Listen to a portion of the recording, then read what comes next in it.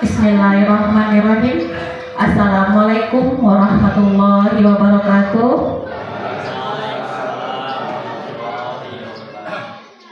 Yang terhormat Ibu Kepala SDN 1 Ujung, yang sama-sama kita hormati Bapak Ibu Dewan Guru SDN 1 Ujung, yang kami hormati mahasiswa KKN dari UIN Lampung, dan yang kita banggakan Bapak Latif Muhammad Makmun sebagai calon guru penggerak angkatan ke-11 Kabupaten Lampung Barat yang berasal dari SD Negeri 1 Ujung.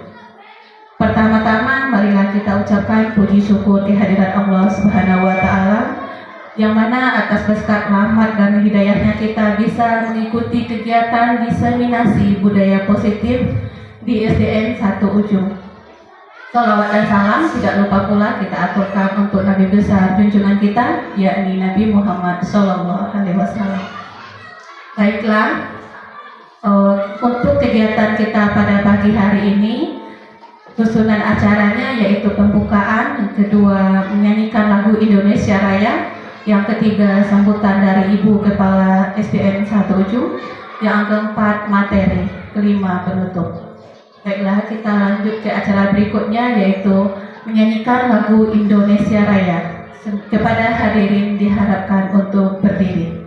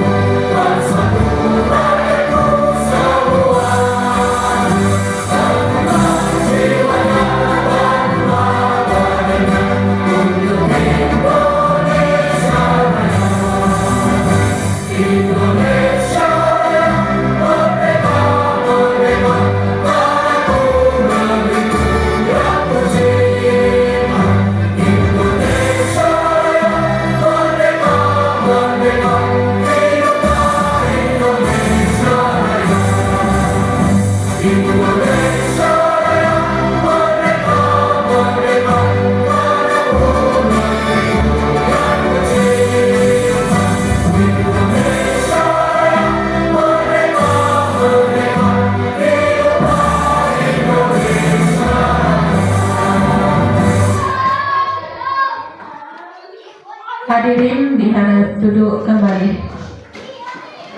Acara selanjutnya sambutan oleh Ibu Kepala SDN Negeri 1 Ujung. Kepada Ibu kita persilakan.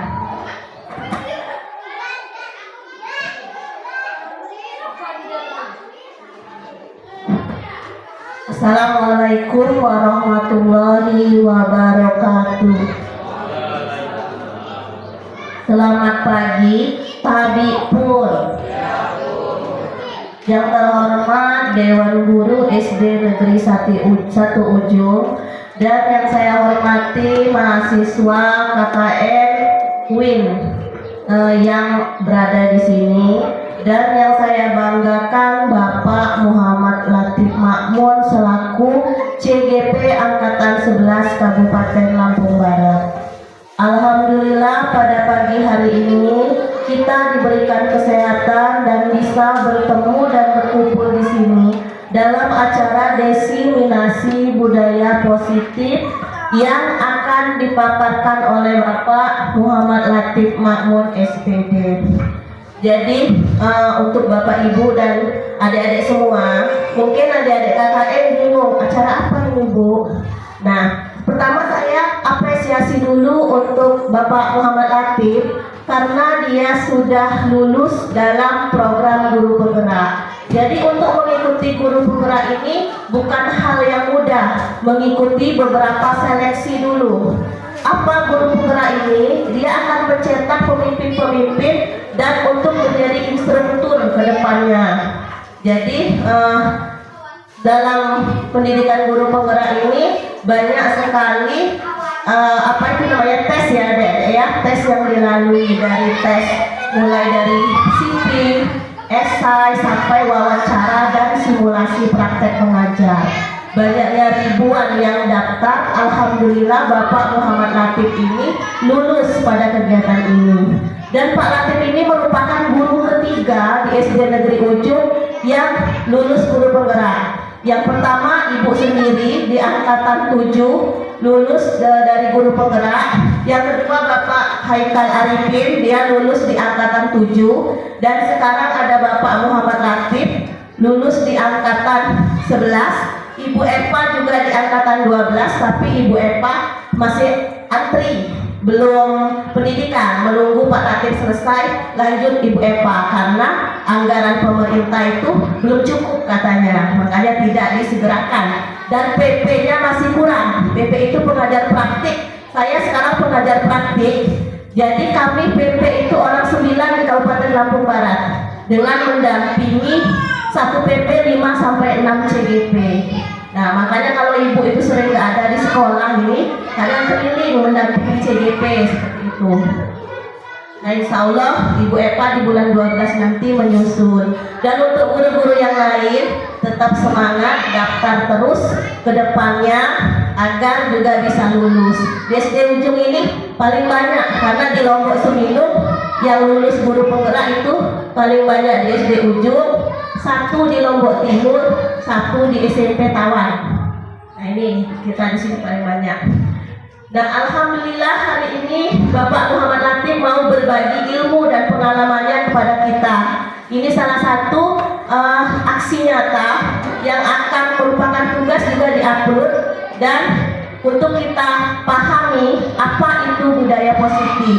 Jadi saya harapkan Bapak Ibu Dewan Guru dan juga adik-adik KKN menyimak, dan jika ada hal yang ingin ditanyakan boleh bertanya karena ini untuk bekal kita. Kalau guru BK, jurusan BK, dia tahu jalurnya budaya positif. Nah, tapi seorang guru, tapi adik-adik ini jurusan guru ya, yang kami guru, kita harus memahami seperti apa dalam budaya positif dalam implementasi di sekolah terhadap anak-anak. Nah mungkin itu saja pengantar dari Ibu. Ibu akhiri, wassalamualaikum warahmatullahi wabarakatuh.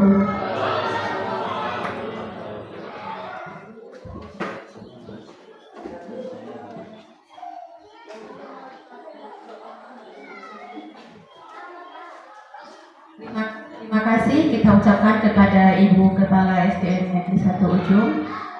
Acara selanjutnya, acara yang kita nanti-nanti yaitu diseminasi budaya positif yang akan dipaparkan oleh Bapak Muhammad Latif Makmun SPD.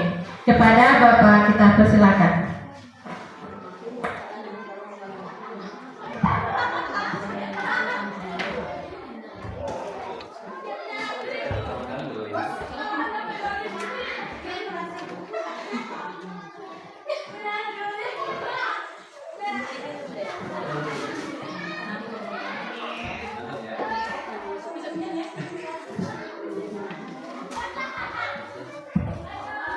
Bismillahirrahmanirrahim. Assalamualaikum warahmatullahi wabarakatuh. Alhamdulillahirabbil alamin wa bihi nasta'inu ala umuri dunya waddin. Shalatu wassalamu ala asyrofil anbiya'i wal mursalin sayyidina wa maulana Muhammadin wa ala alihi wa sahbihi ajmain. Yang terhormat Ibu Kepala Sekolah SDN 1 Ujung, Ibu Eka Novianti SPDSD, yang kami hormati Bapak Ibu Guru SDN 1 Ujung, yang kami hormati dan kami banggakan teman-teman rekan KKN dari UIN Indah Lampung. Pertama-tama marilah kita panjatkan puji syukur atas kehadirat Allah Subhanahu wa taala, yang mana pada pagi hari ini saya akan menyampaikan diseminasi budaya positif, di mana ini adalah akhir modul dari 1.4 di mana calon guru penggerak harus memaparkan atau berbagi materi kepada teman-teman sejawat, guru maupun teman-teman lingkungan sekolah. Dengan pagi hari dengan keadaan sehat walafiat, tentunya kita menghindari doa Allah Subhanahu wa taala. Semoga acara pada pagi hari ini diberikan kesehatan, kelancaran. Semoga apa yang nanti kami atau saya sampaikan bisa bermanfaat bagi kita semuanya. Salawat serta salam Allah kita aturkan kepada baginda agung Nabi Muhammad SAW. Semoga kita semua diakui oleh beliau menjadi umatnya. Semoga kita mendapatkan syafaatnya di hari yang kiamat. Amin amin ya rabbal alamin. Terima kasih atas kesempatan yang telah diberikan kepada kami. Jadi pada pagi hari ini saya akan menyampaikan budaya positif di mana selama 1 bulan ini kawan guru penggerak belajar untuk memengaruhi atau untuk mendisiplinkan maupun di lingkungan sekolah ini agar semua guru maupun siswa bisa melaksanakan pendidikan dengan baik. Langsung saja kita memasuki materi. Di sini adalah pemahaman dan penerapan budaya positif di sekolah, terutama di sekolah kita SDN 1 Ujung. Perkenalkan terlebih dahulu ada Bapak Ridwan MPDI, beliau selaku fasilitator. Yang kiri ini adalah Ibu Yeti Siska SPD, beliau sebagai pendamping praktik. Nah, kalau di sini Bu Eka, ya Bu Eka itu ada 5 ya, CGP-nya. Kalau saya ini didampingi oleh Bu Yeti, beliau ini dari SMKN 1 Liwa, Lampung Barat. Yang di tengah ini saya sendiri, ya, Muhammad Mamun SPD. Saya selaku calon guru penggerak angkatan 11 SDN 1 Ujung Kabupaten Lampung Barat. Materi pemahaman budaya positif. Jadi seorang guru harus memiliki kemampuan dalam menghasilkan budaya positif di lingkungan sekolah maupun di lingkungan masyarakat. Nanti yang kita pelajari pada pagi hari ini ada 7. Yang pertama tentang perubahan paradigma belajar. Yang kedua disiplin positif. Yang ketiga teori motivasi perilaku. Nanti ada hukuman, ada konsekuensi. Kemudian ada kebutuhan dasar manusia. Yang 5 posisi kontrol. Yang 6 keyakinan kelas. Dan yang ke-7 segitiga konstitusi.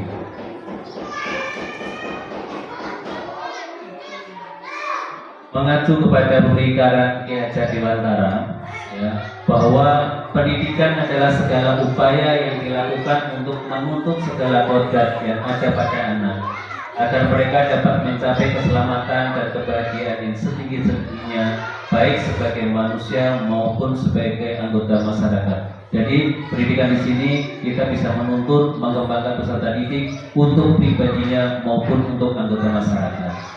Ya, kemudian pendidikan dilaksanakan untuk mempersiapkan peserta didik agar bisa memiliki bekal untuk kehidupan sehari-hari di lingkungan sekolah maupun masyarakat dalam proses pendidikan dan pengajaran. Ki Hajar Dewantara memperhatikan kodrat alam dan kodrat zaman. Jadi menurut Ki Hajar Dewantara pendidikan itu memperhatikan kodrat alam dan kodrat zaman. Kodrat alam itu adalah lingkungannya. Jadi alam ini yang membentuk kepribadian mereka, ya, untuk tumbuh kembang. Jadi kalau di pedesaan begini jangan samakan dengan di kota. Ya, di kota memiliki fasilitas atau sarana prasarana yang melebihi dari pedesaan. Kalau kita di sebelah kita ini kan mayoritas di gunung, di bawah Gunung Semeru. Jadi kondisi alam inilah yang membentuk kepribadian mereka. Ya, mandi masih di danau. Jadi itulah yang membentuk karakter mereka. Jangan samakan dengan ada yang di kota. Kemudian tentang kodrat zaman, perubahan sekarang masuknya ilmu pengetahuan ataupun teknologi yang dari luar itu sangat banyak sekali. Jadi harus kita ambil yang baik dan kita kembangkan, tetapi jangan sampai hal-hal buruk itu bisa menularkan kepada anak didik kita. Nah, dari Bapak Ibu guru maupun teman-teman KKN ini kan banyak pendidikan. Mari kita bersama-sama untuk meningkatkan pendidikan kita di Indonesia itu agar anak didik kita bisa menjalankan atau belajar mengambil ilmu apa yang kita berikan sehingga nanti bisa diterapkan di masyarakat. Ada sebuah pertanyaan pemantik sebelum kita memasuki materi, nanti berkaitan dengan materi. Setuju atau tidak setuju? Yang pertama, hukuman dapat mendisiplinkan anak.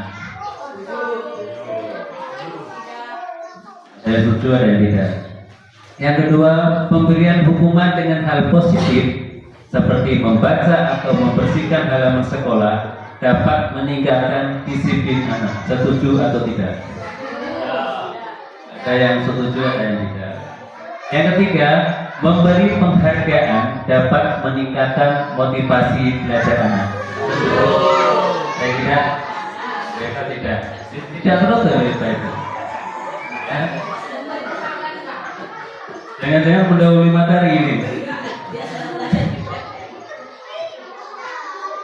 Perubahan paradigma. Materi yang pertama tadi ada 7 ya. Yang pertama adalah perubahan paradigma. Ada sebuah kegiatan kepalan tangan. Kepalan tangan itu seperti ini. Ya. Ada A, misalkan saya A, dan B itu Bapak Ibu semuanya. Sobeklah atau genggamlah, ya. Secari kertas, tuliskan benda sesuatu yang sangat berharga untuk Anda. Jadi misal saya menuliskan benda ataupun sesuatu yang berharga bagi saya, kemudian genggam benda atau sesuatu tersebut dengan segala daya. Berarti genggam dengan erat. Buatlah sebuah kepalan. Ini dikepal, digenggam dengan sekuat tenaga kita. Teman Anda atau Bapak Ibu semuanya akan mencoba dengan sekuat tenaga dengan berbagai cara untuk meminta Anda memberikan benda tersebut. Ya. Dengan cara apa? Ya. Dengan cara membujuk, boleh mengancam, menghardik, merayu, menyuap, apa saja agar genggaman atau kepalan saya itu agar terbuka. Kira-kira apa yang terjadi? Nah, ini ada sebuah pertanyaan terkait tersebut. Apakah Anda atau B membuka kepalan tangan Anda? Apakah dengan rayuan, bujukan, suapan kalian yang diberikan untuk membujuk saya, kira-kira saya terbuka atau tidak? Kedua, apakah Anda atau B menutup kepalan tangan Anda? Tetap ditutup ya. Sesungguhnya siapa yang memegang kendali atau kontrol? Jadi di situ ada 3 poin. Apakah Anda membuka atau tetap menutupnya? Atau ya, kontrol itu ada di diri kalian atau ada di diri saya? Ini jawabannya. Saya akan membuka kepalan tangan saya apabila hal tersebut adalah hal yang berharga, namun bermanfaat untuk orang lain dengan tujuan berbagi. Bisa saja saya membuka dengan rayuan ataupun iming-iming kalian atau perjanjian. Ya, untuk apa? Untuk mengembangkan atau manfaat untuk orang lain. Contoh, mungkin ibu atau bapak ingin membuka saya dengan iming-iming apa? Untuk memajukan sekolah kita, untuk anak didik kita agar lebih baik. Mungkin itu bisa, karena ya Pak, tujuannya bukan untuk pribadi saya, akan tapi untuk anak didik. Bisa juga. Ya, kedua, saya akan tetap menutup kepalan tangan berkaitan dengan prinsip hidup dan juga idealisme yang saya anut, yang mana seringkali prinsip tersebut berbeda dengan orang lain. Jadi misal ini sangat berharga, tidak boleh orang lain mengetahui prinsip saya. Ini adalah prinsip saya, ini adalah rahasia saya. Jangan sampai kepalan ini atau kertas yang saya tulis ini terbuka kepada kamu. Yang ketiga, kendali atau kontrol sepenuhnya kepada diri kita sendiri. Orang lain dapat memberikan pengaruh baik maupun buruk, namun kita sendirilah yang dapat mengendalikan pengaruh. Dari semua tadi, kendali kontrol itu adalah diri kita. Kita mau atau tidak itu ada di dalam diri kita. Ya. Kalau kita mau dengan iming-iming atau dengan bekerja sama untuk mengembangkan sekolah, nggak apa-apa, kita kontrol kita, ayo kita terbuka. Tetapi kalau tidak, kontrol kita tetap kita genggam agar rahasia atau apa yang kita sembunyikan tadi bisa untuk kita pribadi. Selanjutnya, perubahan paradigma teori kontrol atau teori pilihan atau ilusi kontrol. Tadi apa yang saya sampaikan di awal, kita harus menjadi guru yang bisa mengembangkan anak didik kita lebih baik.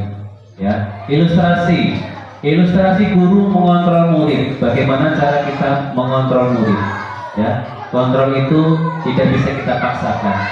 Kemudian ilusi bahwa kritik dan membuat orang merasa bersalah dapat menguatkan karakter. Ketiga, ilusi bahwa semua penguatan positif, efektif, dan bermanfaat. Yang keempat, ilusi bahwa orang dewasa memiliki hak untuk memaksa. Itu adalah ilusi yang biasanya kita miliki. Nanti kita belajar bagaimana cara ilusi itu bisa kita terapkan dengan baik. Perubahan paradigma stimulus respon teori kontrol atau teori pilihan. Siapa sesungguhnya yang memiliki kontrol? Ada dua,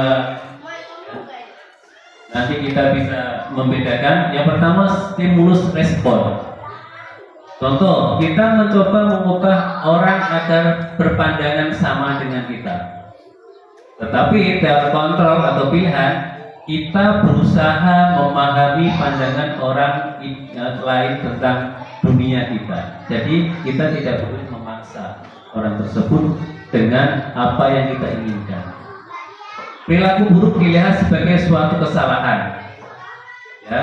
Kemudian dari kontrolnya, semua perilaku memiliki tujuan. Belum tentu Bapak Ibu atau kita semua di sini perilaku buruk kita itu bisa menjerumuskan atau memberikan kesalahan kepada orang lain. Itu belum tentu, karena pandangan di sudut lain pasti punya alasan tertentu untuk melakukan hal tersebut. Ya. Kemudian orang lain bisa mengontrol saya. Yang teori kontrolnya, hanya Anda yang bisa mengontrol diri Anda. Orang lain bisa mengontrol saya. Terkadang biasanya ini dia memiliki kepentingan atau jabatan, biasanya itu bisa mengontrol kita, ya. Tetapi tidak sepenuhnya bisa kita dikontrol. Maka dari itu hanya Anda atau diri kita yang bisa mengontrol diri kita sendiri. Kemudian saya bisa mengontrol orang lain. Dari kontrolnya, Anda tidak bisa mengontrol orang lain. Ini yang harus kita sadari. Jangan kita semena-mena, bisa pun kita menjadi pemimpin atau menjadi atasan, dengan kita memberikan suatu tekanan kepada orang lain, karena mereka itu mempunyai kontrolnya tersendiri dan kita tidak bisa memaksakannya. Kemudian pemaksaan ada pada satu bujukan gagal. Dan dalam kontrolnya, kolaborasi dan konsensus menciptakan pilihan-pilihan baru.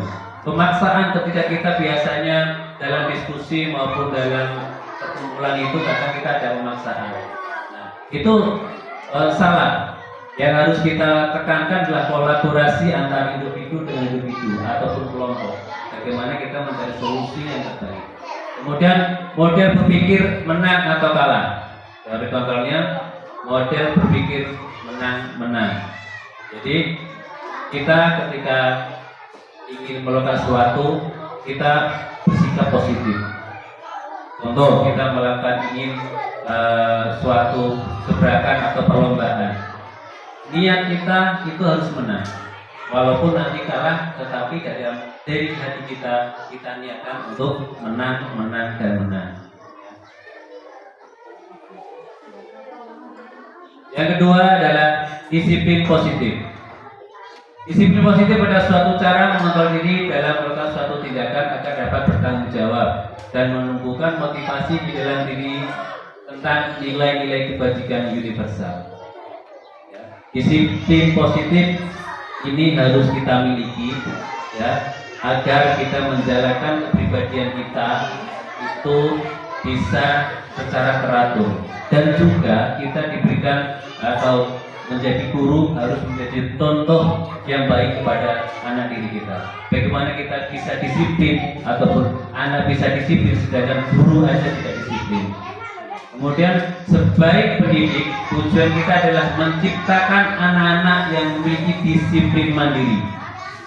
Ya, disiplin itu muncul dari diri kita, ya, bukan dari tekanan, bukan dari peraturan ataupun hukuman, tetapi disiplin itu muncul dari diri kita sendiri. Di mana membuat murid memahami dan menyadari dengan sendiri, yaitu motivasi internal dari diri sendiri. Dan bukan karena suatu hadiah ataupun hukuman. Biasanya disiplin itu, ya, karena kita kasih hadiah, iming-iming ataupun penghargaan, mereka bisa disiplin. Ataupun hukuman, peraturan, ya. Misal peraturan kita jam 7:30 masuk. Nah, mereka itu biasanya karena hukuman atau teguran dari guru kalau telat, maka mereka berangkatnya sebelum jam 7:30. Tetapi kalau dari diri pribadinya atau dari hatinya ingin berangkat pagi, nah ini ya yang harus kita tumbuhkan di dalam diri para kita sebagai pendidik maupun untuk anak-anak kita. Untuk mendukung tersebut, kita bisa menggunakan nilai kebajikan profil belajar Pancasila, di mana anak-anak ini nanti, ya, bisa beriman, bertakwa kepada Tuhan Yang Maha Esa dan berakhlak mulia, kebinekaan global, bergotong royong, kreatif, benar kritis, dan mandiri. Ini yang harus kita tekankan dan harus kita berikan untuk penyadaran diri anak-anak kita semuanya. Yang ketiga, motivasi perilaku manusia. Manusia itu menyangkut kita sebagai guru, lingkungan masyarakat, ataupun siswa-siswi kita semuanya. Yang pertama, untuk menghindari ketidaknyamanan atau hukuman yang tadi sudah disampaikan. Yang kedua, untuk mendapatkan imbalan atau penghargaan dari orang lain. Keempat, untuk menjadi orang yang mereka inginkan dan menghargai diri sendiri dengan nilai-nilai yang mereka percaya. Inilah yang menjadi perilaku kita semua ataupun anak-anak untuk berperilaku, ya, di mana manusia memiliki sifat. Yang pertama, merasa ada hukuman atau ketidaknyamanan. Kemudian ada iming-iming imbalan atau penghargaan. Kemudian dari pribadi sendiri. Nah, teori motivasi perilaku manusia itu ada dua, motivasi internal, yaitu untuk menghindari ketidaknyamanan hukuman. Apa yang akan terjadi apabila saya tidak melakukannya? Misal kita tidak melakukan kebersihan atau kita sekolah, apa hukumannya? Mungkin nanti mereka takut hukum ataupun diberi sanksi lagi. Untuk mendapat imbalan, apa yang akan saya paparkan apabila saya melakukannya? Contoh, ketika kadang kita sebagai guru memberi pertanyaan atau menyuruh, mereka biasanya bertanya, dikasih apa Pak, Bu? Itu adalah bentuk mereka ingin imbalan. Jadi kita sebagai pendidik kita hindari ya, imbalan-imbalan atau hadiah, kecuali perlombaan itu wajar ya. Tetapi kalau kita lingkupnya sekolah dalam pendidikan atau belajar, kita hindari seperti itu.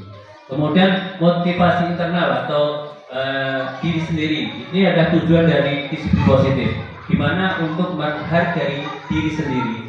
Saya akan menjadi orang yang seperti apa bila saya melakukannya. Ya, kedepannya kita nggak tahu menjadi seperti apa, tetapi disiplin dengan pribadi kita yang baik, nanti akan ada alur kebaikan yang mengikutinya. Ingat, motivasi yang paling baik adalah motivasi muncul dalam diri sendiri. Ya. Seperti kegiatan ini, walaupun ada undangan, kadang kita malas, ataupun mau berangkat, nggak ada jam ke sekolah, gitu kan. Tetapi ketika kita ada niatan dalam diri kita sendiri, coba berangkat ya. Ini ada materi mungkin bermanfaat bagi kita. Mungkin seperti itu. Itulah adalah dari diri kita sendiri. Motivasi perilaku, motivasi intrinsik untuk menjadi orang yang mereka inginkan dan menghargai diri sendiri dengan nilai-nilai yang mereka percaya. Sedangkan hindari hukuman dan penghargaan yang berlebihan. Itu adalah motivasi intrinsik. Jadi tadi hukuman, kayak penghargaan, kalau bisa itu kita hindari, ya. Kalau bisa jangan kita lakukan. Ini dari teori motivasi perilaku manusia menurut Ki Hajar Dewantara. Dewantara itu adalah bapak pendidikan kita. Ya. Jadi banyak pemikiran-pemikiran beliau sampai sekarang, apalagi kita menjalankan Merdeka Belajar, kita mengadopsi dari pemikiran-pemikiran Ki Hajar Dewantara. Yang menurut Dewantara, perilaku manusia itu harus merdeka, ya, makanya merdeka belajar. Merdeka itu artinya tidak hanya terlepas dari perintah, akan tapi juga cakap buat memerintahkan diri sendiri. Ya, jadi tidak kita suruh-suruh, tidak kita perintah, dari diri kita sendiri harus berjalan. Misal di depan kelas kita kotor, gak mulu bapak ibu guru itu menyuruh anak-anak untuk membersihkan, tetapi bisa anak itu dengan sadar sendiri membersihkan sampah itu untuk membuang ke tempat sampah. Ada sebuah pertanyaan, hukuman atau konsekuensi? Jadi sebenarnya di sini ada hukuman, konsekuensi dan satu restitusi. Ya. Tetapi untuk restitusi nanti ini ada materi tersendiri di belakang. Coba kita simak pertanyaan yang pertama. Mencatat 100 kali dalam buku kalimat saya tidak akan terlambat lagi karena terlambat ke sekolah. Kira-kira hukuman atau konsekuensi? Hukuman? Ya, hukuman. Ya. Di sini ada yang masih seperti itu, masih menggunakan hukuman kepada anak. Anak-anak tidak mengerjakan PR, suruh nulis sampai buku full. Anak-anak tidak ikut tiket, membersihkan kamar mandi. Kalau guru kita insya Allah nggak ada. Yang kedua, lari mengelilingi lapangan basket 2 kali karena terlambat hadir di sekolah. Ya, lapangan sepak bola aja. Apa hukuman atau konsekuensi? Hukuman. Murid diminta untuk push up 15 kali karena tidak menggunakan masker ke sekolah. Apa? Suruh push up. Hukuman. Mengganti kertas tugas teman yang telah dicoret-coret. Konsekuensi. Membersihkan tumpahan air di meja tulis karena tersenggol pada saat belajar. Konsekuensi. Murid disuruh untuk mengenakan sepatu seharian di sekolah untuk tidak murid disuruh untuk tidak mengenakan sepatu seharian di sekolah karena tidak menggunakan sepatu hitam. Hukuman. Lari mengelilingi lapangan basket 2 kali karena terlambat 10 menit untuk pelajaran PJOK. Hukuman atau konsekuensi? Ya, konsekuensi karena di sini ada pelajaran PJOK-nya, ya. Sampai sini sudah memahami ya antara hukuman dan konsekuensi. Nah, ini ada pengertian atau perbedaannya. Jadi hukuman membuat anak sakit fisik maupun hati. Anak membenci kedisiplinan, paksa mendorong anak menyakiti diri sendiri, anak belajar untuk menyembunyikan kesalahan. Biasanya ketika kita memberikan hukuman, anak itu tidak hanya sakit di badan, tetapi akan sakit di hati maupun pikiran. Ya, contoh, di sini Pak Bakir sebagai guru olahraga ya, contoh aja nih Pak. Jadi anak-anak terlambat, ya, terlambat olahraga, tapi hukumannya misal disuruh membersihkan kamar mandi. Kalau disuruh lari lapangan itu konsekuensi. Tetapi untuk membersihkan kamar mandi, misal di sini ada 4 kamar mandi, semua harus bersih. Ini adalah hukuman. Sudah capek. Kemudian pikiran hati pasti nanti dongkol atau benci kepada bapak ibu guru yang memberi hukuman. Itulah yang menjadikan yang harus kita hindari seperti itu. Kemudian konsekuensi membuat anak merasa tidak nyaman dalam jangka waktu pendek. Ini nggak dendam kalau apa namanya konsekuensi, ya. Jadi anak menghargai disiplin stimulus tanggapan, mendorong anak agar mudah menyesuaikan diri, anak belajar untuk mengerti peraturan. Konsekuensi ini kan tidak berat, jadi anak nanti bisa muncul kesadaran dirinya dalam menentukan kesalahannya. Keempat, 5 kebutuhan dasar manusia. Seorang anak akan melakukan pelanggaran karena ada kebutuhan dasar. Ya, kita sebagai guru, orang tua, wali murid ataupun anak melanggar biasanya ada suatu kebutuhan dasar yang ada atau tidak terpenuhi di dalam diri kita. Ada 5 kebutuhan dasar manusia. Yang pertama adalah bertahan hidup. Bertahan hidup ini adalah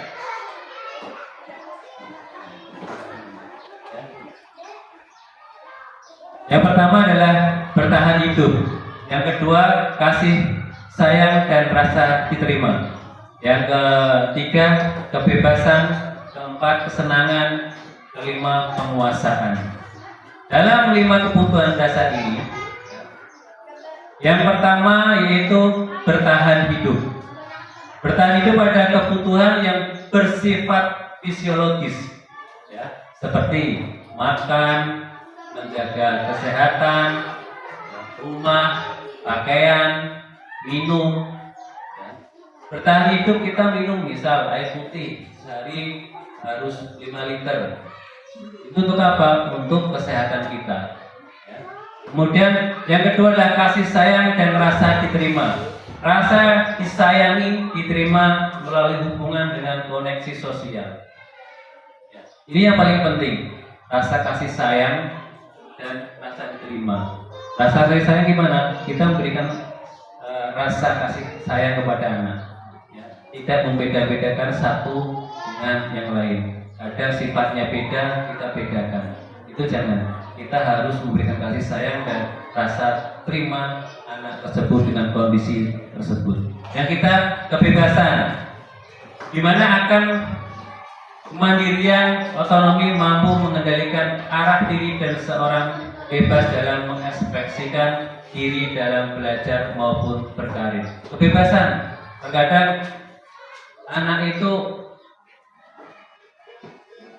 meminta kebebasan. Ya. Kadang gurunya itu dalam pembelajaran ceramah ataupun tugas tulis, anak itu merasa tertekan. Agar bebas bagaimana? Kita memberikan metode pembelajaran yang inovatif, kreatif sehingga anak itu menang. Kemudian kesenangan, lanjutkan dengan kebebasan, anak akan senang berkaitan tentang misal anak senang dalam pembelajaran ketika gurunya menggunakan metode pembelajaran yang menyenangkan. Kemudian bermain di lapangan maupun metode di kelas kita bermain game ataupun speaking, anak-anak itu kan senang. Kemudian penguasaan yang kelima, adanya ingin diakuinya atau prestasi kita di lingkungan. Contoh, diakui rajin, pintar, IQ bagus. Misal, anak-anak itu dibuat kelompok. Satu anak memiliki ide dan menjadi pemimpin. Gimana ya? Tadi IQ bagus kan? Presentasiku bagus kan? Nah, itu adalah ingin penguasaan kepada teman-temannya. Ini adalah 5 kebutuhan dasar manusia. Nah, ada pertanyaan. Sebelum ini kita speaking dulu Bu ya. Biar semangat dulu. Ya, speakingnya ini aja ya. Coba. Minum dulu nggak apa-apa, ya. Kita tangkap itu. Ya, jauh dekat tangkap. Jadi minta teman-teman semuanya berpasangan, ya, berpasangan. Kita perjanjian atau keyakinan kelas dulu ya. Nanti yang ketangkap, ya, nanti yang ketangkap ada sebuah pertanyaan harus dijawab, ya, jawab ya. Ya, berdiri boleh, berdiri aja berdiri dari ini. Nah, kalau ketangkap ya, keyakinan kita, kesepakatan kita, nanti menjawab pertanyaan yang saya berikan. Ya, caranya yang satu begini, jauh, ya, jauh, gini boleh, dekat dan gini. Jangan jauh-jauh. Bisa dekat. Ya, misal jauh ya. Jauh. Dekat. Gitu aja ya. Sambil melihat tangan temennya itu. Nah, kemudian ketika ada babat tangkap. Jadi kita konsentrasi kita biar sehat. Nah, yang kena tangkap tadi gak ada hukuman, tetapi keyakinan atau kesepakatan kita mencoba untuk menjawab ya, untuk menjawab pertanyaan yang ada di sini. Siap? Konsentrasi dimulai. Baiklah, siapa yang mau ditangkap? Dekat. Itu kan dua-duanya satu. Nah. Jauh. Satu aja ini. Satu aja Bapak Kira aja mau ditangkap Bapak. Nah. Ya. Dekat. Alisa. Nah. Jauh. Jangan jauh-jauh biar bisa nangkap. Dekat. Jauh. Dekat. Jauh. Tangkap. Ada yang ketangkap nggak? Nggak ada. Tukar gantian. Dia masa cuma satu nggak adil lah. Ya, gantian. Ya. Konsentrasi dimulai. Jauh dulu Ibu. Jauh. Dekat. Jauh. Tangkap. Nggak ada. Berarti kalau nggak ada kita bareng-bareng. Iya. Nggak berani jawab pertanyaan nggak ya? Ayo. Nanti kita jawab bareng-bareng.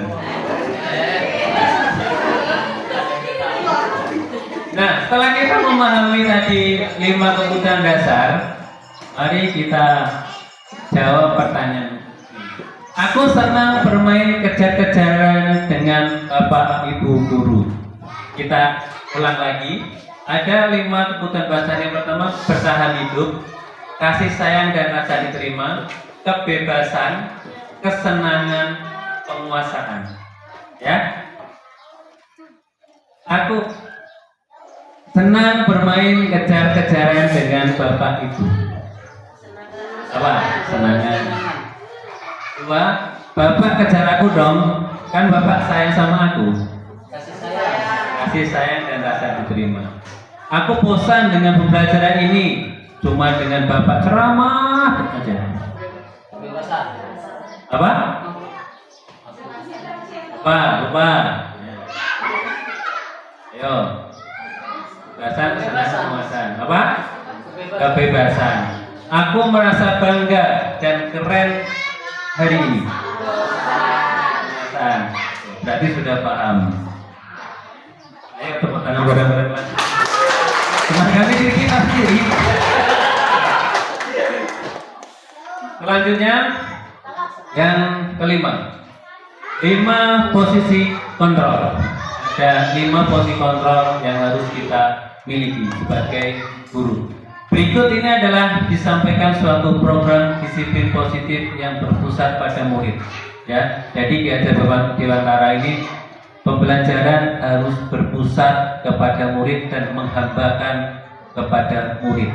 Bukan hamba menunduk-nunduk, bukan, tetapi bagaimana kita bisa mengembangkan, bisa menjadikan anak didik kita sebaik mungkin. Kemudian yang dikembangkan oleh Diane Gosen dengan pendekatan restitusi yang disebut dengan 5 posisi kontrol. Diane Gosen dalam bukunya Restitution Restructuring School Discipline, sehingga saya itu kurang itu, dimana mengemukakan bahwa guru perlu meninjau kembali penerapan disiplin di dalam ruang-ruang kelas. Apakah telah efektif, apakah berpusat kepada murid, apakah memerdekakan murid dan memandirikan murid. Bagaimana dan mengapa? Melalui serangkaian riset dan berdasarkan pada teori kontrol Dr. William Glasser, Gosen menyimpulkan ada 5 posisi kontrol yang diterapkan seorang guru, orang tua, ataupun atasan dalam melakukan kontrol. 5 posisi kontrol tersebut adalah: yang pertama, penghukum, pembuat rasa bersalah, teman. Yang keempat adalah pemantau, manajer. Nanti di sini ya, kita posisi sebagai apa? Guru ini sebagai apa? Di posisi pribadi kita, apa sebagai penghukum, pembuat rasa bersalah, sebagai teman, pemantau, ataupun manajer.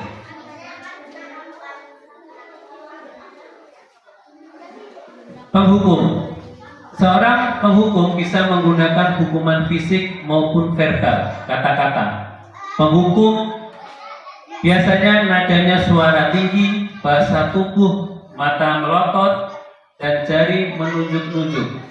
Ya, penghukum ini biasanya, ya, bukan hanya fisik maupun verbal. Verbal itu kata-kata. Biasanya kita sering kalau takut anak-anak celaka, biasanya kita itu verbal, ya, nunjuk-nunjuk maupun mata melotot.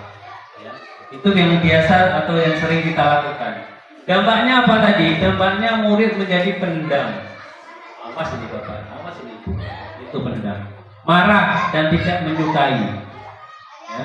Jadi kalau biasanya memberikan hukuman itu, murid-murid itu kurang suka kepada bapak ibu yang sering memberi hukuman. Yang kedua, membuat merasa bersalah. Pada posisi ini biasanya guru akan bersuara lembut. Membuat rasa bersalah akan menggunakan keheningan yang membuat orang lain merasa tidak nyaman, bersalah ataupun rendah hati. Walaupun kata-katanya lembut, halus, tapi bisa menusuk. Ya. Contoh, Bapak sangat kecewa sekali denganmu. Ya. Itu dengan kata-kata, tetapi anak itu akan merasa hatinya itu merasa selalu bersalah. Kemudian, berapa kali Bapak harus memberitahu kamu ya? Gimana coba kalau orang tua kamu tahu kamu berbuat begini? Nah, ini nggak ada hukuman fisik, tetapi anak itu akan merasa bersalah pada dirinya dengan kata-kata yang telah diberikan oleh Bapak Ibu guru. Yang ketiga, teman. Guru pada posisi ini tidak akan menyakiti murid, namun akan tetap berupaya mengontrol murid melalui persuasi. Teman, nadanya, suaranya ramah, akrab, dan bercanda. Bahasa tubuhnya merapat pada murid, mata dan senyumnya jenaka. Contohnya, ayo bantulah demi Bapak ya, sambil ketawa. Ayo nak, bantu Bapak. Nah, gitu namanya. Kemudian, ya sudah kali ini tidak apa-apa, nanti Bapak bantu bereskan. Ini kita guru sebagai teman, ya. Tetapi dampak negatifnya sangat banyak sekali. Ya, pendekatan Bapak Ibu guru kepada murid itu dampak positifnya kita adalah bisa mendekatkan diri kepada anak. Tetapi dampak negatifnya sangat banyak sekali. Di mana anak itu akan tergantungan kepada Bapak Ibu guru. Ya, merasa nyaman, merasa sebagai teman, kadang ketemu aja dipeluk, ya, digondelin, ya, bercanda. Bapak kemarin gak lomba ya, kasihan deh. Itu, contohnya gitu seperti itu. Ya, pengalaman. Ya, seperti itu adalah konotasi yang kurang tepat. Kemudian pemantau. Memantau berarti mengawasi. Pada saat kita mengawasi, kita bertanggung jawab atas perilaku orang-orang yang kita awasi. Posisi memantau berdasarkan pada peraturan dan konsekuensinya. Ya. Memantau itu, anak itu sudah tahu apa peraturan dan konsekuensinya. Contoh, peraturannya apa ya? Kamu melakukan itu, tahu nggak hukumannya? Seperti itu. Kemudian apa yang telah kamu lakukan? Tahu kan nanti bagaimana? Sanksi atau konsekuensinya apa? Ya. Jadi setelah apa yang dilakukan, sanksinya atau konsekuensinya jalankan ya. Itu adalah contoh pemantau. Yang terakhir adalah manajer. Posisi terakhir, manajer adalah posisi di mana guru berbuat sesuatu bersama dengan murid. Mempersilahkan murid mempertanggungjawabkan perilakunya, mendukung murid agar dapat menemukan solusi atas permasalahannya sendiri. Contoh, apa yang kita yakini, karena kita sudah awal ataupun ketika masuk membuat keyakinan kelas, kita kembali lagi keyakinan kelas kita. Terus, apa kamu meyakininya? Kalau yakin, ya kerjakan. Jika kamu meyakini apa yang kamu sedia memperbaiki, tahu kesalahan harus perbaiki sendiri. Apa rencana kamu untuk memperbaiki? Setelah tahu ingin memperbaiki, bagaimana rencana atau cara untuk memperbaikinya? Disinilah kita bisa memposisikan kita sebagai guru di 5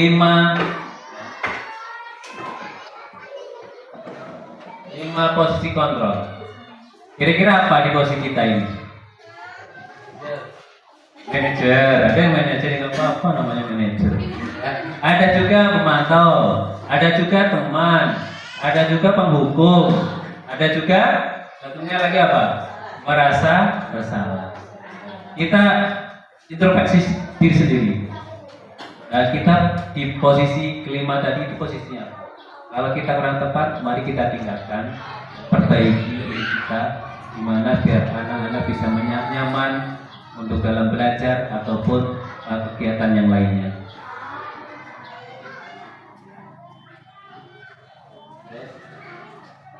Nah, ada pertanyaan lagi. Posisi kontrol apa yang sedang digunakan? Menghukum, membuat orang merasa bersalah, teman, pemantau, atau manajer. Saya kecewa sekali dengan kamu. Hah? Sekarang bersihkan kamar mandi. Jelas itu ya. Apa rencana kamu untuk menyelesaikan masalah ini? Apa? Manajer. Ayo, lakukan demi Bapak. Hah? Teman. Kamu tidak akan dapat nilai jika tidak mengerjakan tugas. Hah? Apa? pemantau, karena di situ ada konsekuensinya. Ya, ada konsekuensinya, tidak mengerjakan tugas maka tidak dapat. Keyakinan kelas nomor 6. Mengapa tidak peraturan saja? Mengapa harus keyakinan? Mengapa kita memiliki peraturan harus menggunakan helm bila mengendarai kendaraan roda 2? Kemudian mengapa kita memiliki peraturan harus datang tepat waktu pada saat mengikuti pelatihan? Untuk mendukung motivasi intrinsik, kembali ke nilai-nilai keyakinan-keyakinan, di mana lebih menggerakkan seseorang dibandingkan mengikuti serangkaian peraturan. Jadi kita menggerakkan, ya, bukan memberi peraturan.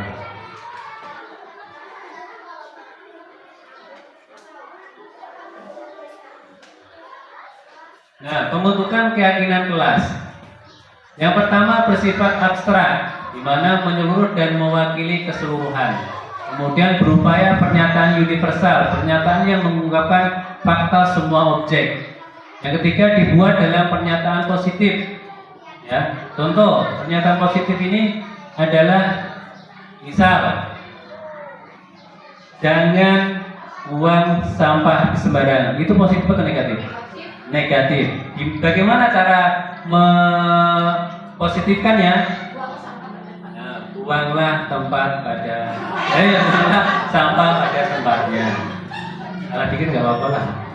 Ya. Kemudian sesuai dengan kondisi kelas dan sekolah. Kondisi kelas dan sekolah.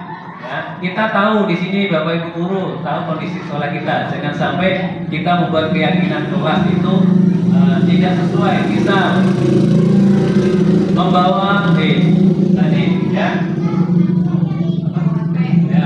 tentang membawa HP. Kita di sini kan sekolah dasar, sudah tahu tidak boleh menggunakan HP. Kenapa harus membuat keyakinan? Itu kita harus mengerti kondisi. Semua warga sekolah, warga kelas dilibatkan saat membuat keyakinan kelas. Jadi warga kelas, anak-anak dan guru kita sepakati mana yang harus kita buat dan harus kita taati. Nah, ini contoh ketika kemarin kelas 4 membuat keyakinan kelas. Jadi anak-anak disuruh maju satu persatu, maju ke depan, nulis apa yang mereka inginkan. Boleh 7 tangan, boleh, tergantung kelasnya masing-masing. Kalau kemarin anak-anak itu disuruh satu-satu, ya, biar tidak sama. Jadi dari ke-17 itu anak-anak bisa mengutarakannya. Itu sudah kita buatkan, ditempel di poster. Walaupun kemarin kalah dalam lomba. Kemudian, nah ini segitiga restitusi yang tadi saya sampaikan restitusi.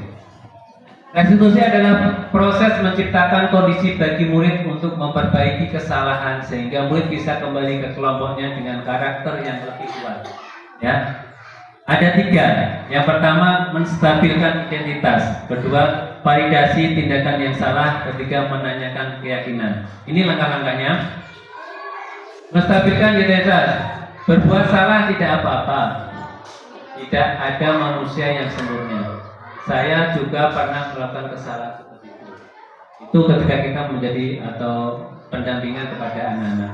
Kemudian kita pasti bisa menyelesaikannya permasalahan ini. Bapak, Ibu tidak tertarik siapa yang salah atau tidak mencari kesalahan. Tapi Bapak, Ibu di sini akan memberikan solusi dari permasalahan yang sedang dihadapi. Kemudian validasi tindakan yang salah. Di sini ada, padahal kamu bisa melakukan yang lebih baik, lebih buruk dari ini. Tapi kamu tidak melakukannya. Itu salah ketiganya, lebih baik ya. Kamu pasti punya alasan mengapa melakukan hal itu. Pasti sesuatu itu ada alasan. Kamu patut bangga pada dirimu sendiri karena kamu telah melindungi sesuatu yang penting buatmu. Kamu boleh mempertahankan sikap itu, akan tapi harus menambahkan sikap yang baru. Kemudian menanyakan keyakinan. Keyakinan kita itu sudah kita buat, tak keyakinan sekolah maupun keyakinan kelas. Apa yang kita percaya sebagai keyakinan kelas? apa nilai-nilai umum yang telah kita sepakati ketika kita membuat keyakinan kelas, sama tidak dengan apa yang kamu lakukan? Apa bayangan kita tentang kelas yang ideal? Saat ini kamu seharusnya berbuat apa? Ini adalah segitiga resolusi yang harus kita lakukan untuk menangani suatu permasalahan. Nah, di sini contoh atau praktek yang telah saya lakukan kepada anak, di mana ada 2 kasus. Yang pertama terlambat sekolah dan yang kedua menyontek saat ulangan. Boleh kita putarkan videonya ya.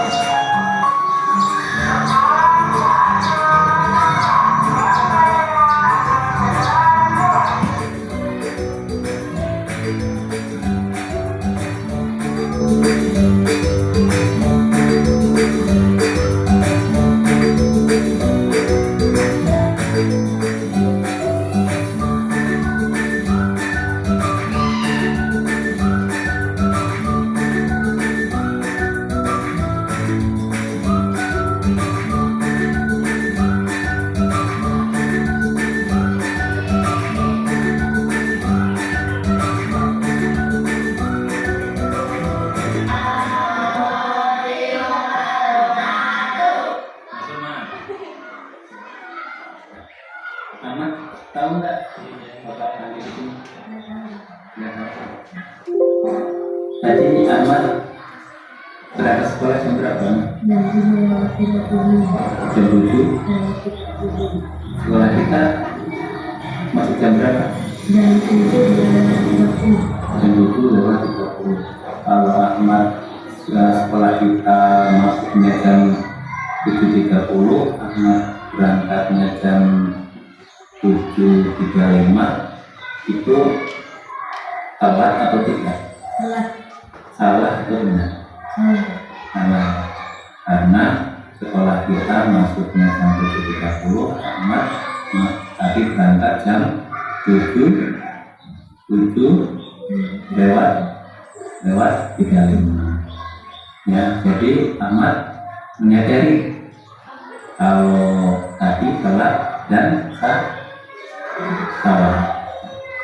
Jadi setiap manusia pasti punya kesalahan, ya, telat, terlambat itu tidak salah. Tetapi Bapak di sini tidak mau mengenai siapa yang salah, masalah benar, tapi Bapak ingin memberikan suatu solusi agar nanti Ahmad tidak salah lagi. Bapak pengen tahu kenapa Ahmad bisa tidurnya kemarin. Tidurnya tidur jam berapa? Jam 10 malam. Kalau untuk anak SD jam 10 malam itu tidak kemalaman. Memang kenapa sampai jam 10 malam? Mungkin di HP. Tidak yang belajar atau apa, mereka mungkin ya, memang boleh mungkin sama mama oleh orang tua, nggak boleh, nggak bisa main, membuat main. Jadi sebaiknya mama ya, kalau main game itu dibatasi ya, jadi nanti tidak telat. Pertamanya kesiangan. Kalau tentang telat berangkat, pasal kita pembelajaran kita pernah membuat keyakinan kelas ya. Ahmad masih ingat nggak keyakinan kelas apa yang kita buat? Berangkat dan pulang tepat waktu. Berarti kalau Ahmad tadi berangkatnya telat, sesuai nggak dengan keyakinan atau kemarin yang kita buat di kelas kesepakatan? Tidak sesuai. Ya, berarti itu tidak baik. Ya, kalau itu tidak baik, kita sudah membuat keyakinan kelas. Terus kira-kira apa yang Ahmad lakukan agar nanti bangunnya tidak kesiangan dan berangkatnya tidak telat?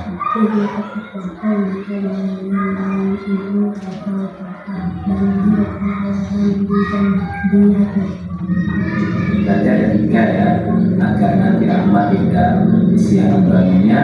Yang pertama, meminta tidur pagi awal. Tadi main game sampai jam 10, berarti kalau awal itu jam 8 jam 9 ya, setelah belajar. Kemudian meminta bantuan kepada ibu dan atau kakak untuk bangunin ya. Yang ketiga,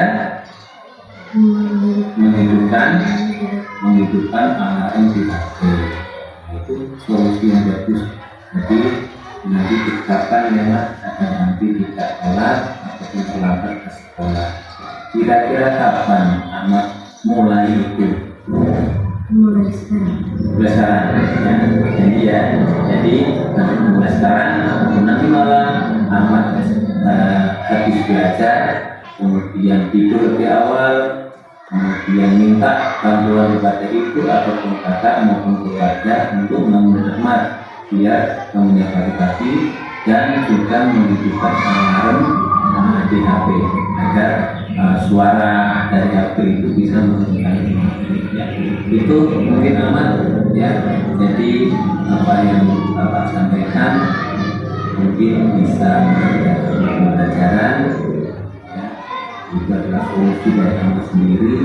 Jadi kegiatan berikutnya Ahmad bisa mengisikan pribadinya ya. Siap? Pas dulu, mulai sekarang Ahmad berubah ya. Terima kasih Ahmad, boleh istirahat.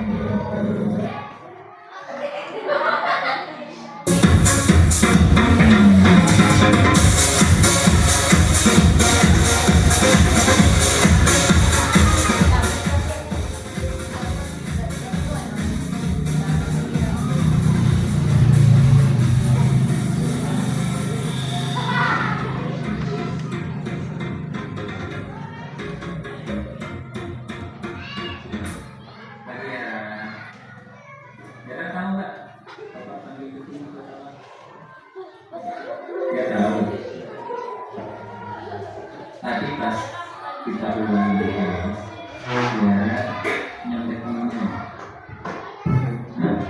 tidak benar. Bapak tanya, menjaga tadi lirik kanan kiri, lihat jawabannya sebenarnya enggak ulang? Iya.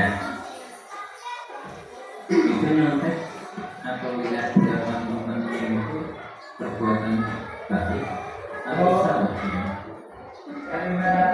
Tidak baik. Jadi semua orang memiliki jangan memantek sama-sama mewujudkan memberikan cara sendiri, tetapi di sini Bapak tidak mengasih kesalahan ya, silakan tidak besar, tapi Bapak kalian di sini memberikan solusi dan bicara bisa menjadi solusi sendiri mengapa jika berbuat seperti itu dan bagaimana nanti solusi itu bisa mengembangkan itu menjadi solusi pribadi. Bapak mau bertanya, pasti jarak punya alasan kenapa menonton tidak belajar.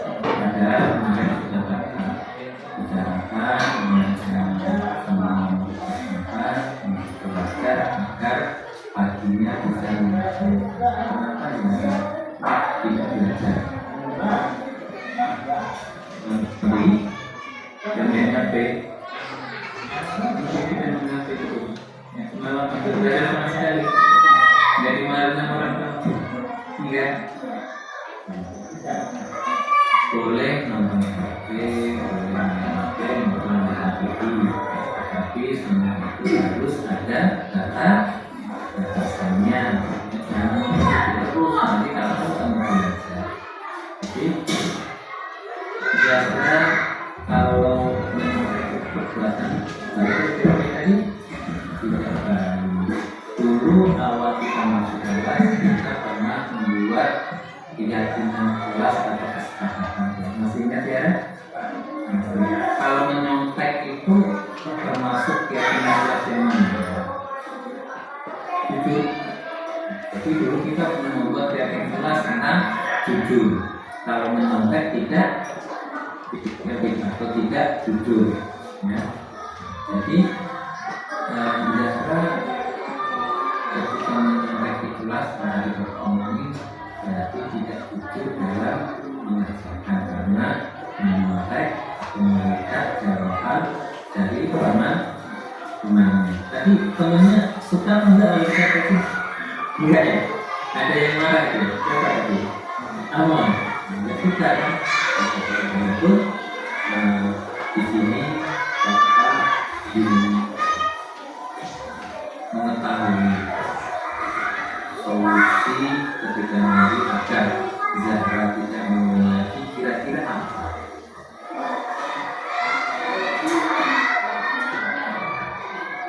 Belajar.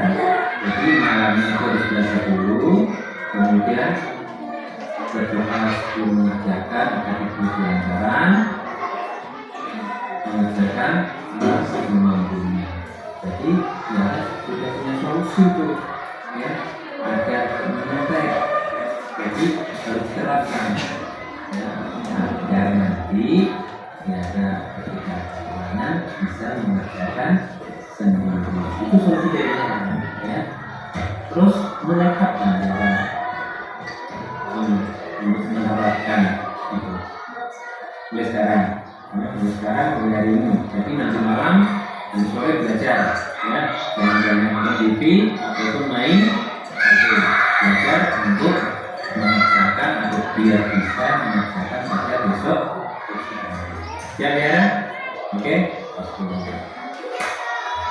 Ini udah. Silakan biar istirahat lagi. Nanti mau kegiatan ada bisa meninggal di tempat atau ruangan lain.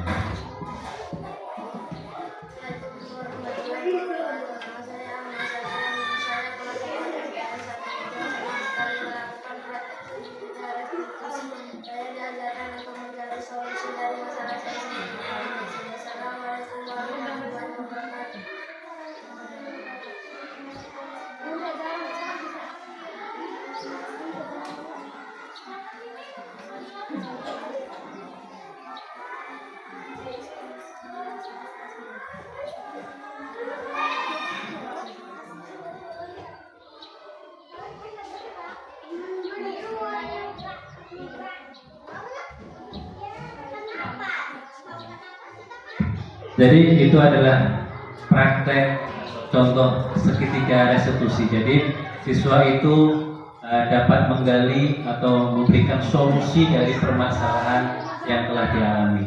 Jadi kita hanya sebagai pendamping, fasilitator kepada anak didik kita sehingga anak tersebut dapat atau punya ide tersendiri untuk menyelesaikannya. Mungkin sampai sini ada pertanyaan?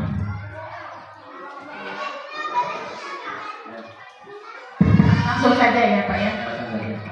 Adakah Bapak Ibu yang mau bertanya tentang pemaparan tentang disiplin positif ya tadi Pak ya? Ya boleh. Assalamualaikum warahmatullahi wabarakatuh. Nama saya Laura Desi Ramona, wali kelas dari kelas 5. Di sini saya mau bertanya. Tadi Bapak sudah memaparkan tentang keyakinan kelas. Nah, di sini saya mau bertanya, apa perbedaan kesepakatan kelas dan keyakinan kelas? Nah, keyakinan kelas itu apakah dibuat 1 tahun sekali, apa per semester, atau setiap pertemuan? Terima kasih. Terima kasih untuk Bu Lora. Jadi ada 2 pertanyaan dari Bu ya. Yang pertama tentang keyakinan kelas dan ataupun peraturan kelas ya. Jadi apa perbedaannya? Perbedaan peraturan kelas dan keyakinan kelas. Kalau peraturan kelas itu dibuat biasanya menggunakan unsur paksaan. Aturan harus kita jalankan, apabila tidak ada konsekuensinya. Itu adalah peraturan. Kalau keyakinan kelas itu timbul dari diri sendiri. Jadi kita yakin untuk menjalankan apa yang telah kita sepakati bersama-sama. Jadi itu jawaban pertama. Yang kedua tentang keyakinan kelas. Apa harus dibuat di awal pembelajaran atau awal tahun atau setiap hari? Ya. Keyakinan kelas bisa dibuat di awal pembelajaran atau tahun pembelajaran dan juga bisa dibuat setiap hari. Karena apa? Keyakinan kelas itu terkadang setiap hari materi kita itu berbeda. Contohnya saja, ketika keyakinan kelas dibuat di awal tahun ajaran baru, tidak ada tentang pembelajaran berkelompok. Sedangkan dalam setiap hari kadang kita mengelompokkan siswa. Jadi keyakinan kelas itu bisa dipakai atau ditambahkan di setiap hari. Contoh tadi kelompok. Misal nanti anak-anak pada hari ini, kemarin kan sudah Bapak Ibu berikan tugas untuk kelompok ya. Jadi untuk saat ini mari nanti untuk bisa menjalankan kelompok tersebut, mensukseskan kelompok tersebut ya. Jadi anak-anak nanti dibagi siapa yang menjadi moderator, siapa yang menanya jawab. Kalau nanti mau bertanya mengacungkan jari, itu bisa kita tambahin untuk keyakinan kelas. Mungkin itu Bu. Cukup. Mungkin itu Bu ya yang bisa saya sampaikan. Terima kasih atas kehadiran dari Bapak Ibu maupun teman KKN UIN Raden Indah Lampung ya. Terima kasih atas waktunya sehingga saya bisa berbagi tentang budaya positif di SDN 1 Ujung. Mungkin itu yang bisa saya sampaikan, kurang lebihnya mohon maaf dan terima kasih. Billahi taufiq wal hidayah. Assalamualaikum warahmatullahi wabarakatuh. Ayo sama-sama kita beri apresiasi untuk Bapak. Terima kasih Bapak Nadeh yang telah berbagi ilmunya bersama kita di sini. Kami tidak bosan-bosannya menunggu ilmu-ilmu baru lagi yang akan Bapak sampaikan kepada kami. Untuk kegiatan kita hari ini cukup sekian. Saya dari pembawa acara, mohon maaf jika ada kesalahan. Terima kasih atas segala perhatian. Saya tutup. Wabillahi taufiq wal hidayah. Wassalamualaikum warahmatullahi wabarakatuh.